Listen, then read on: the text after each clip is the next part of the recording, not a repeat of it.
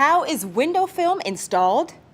Let me first say that although Madico professional window film dealers make installing window film look easy, the process of becoming really good at it can take at least a few years to master.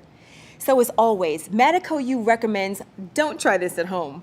Okay, the process starts with the installer thoroughly cleaning your windows to remove even the smallest particles of dirt. A piece of film is cut roughly to the size of your window, whether for an automotive installation or a window installation for home or commercial property. The installer removes a protective release liner and sprays the application solution on the film's adhesive to activate it. The application solution is also sprayed on the window to which the film will be applied. Then the film is installed on the glass, and the installer squeegees all the application solution out from between the glass and film. The installer will also do some final edge trimming to ensure the film fits perfectly.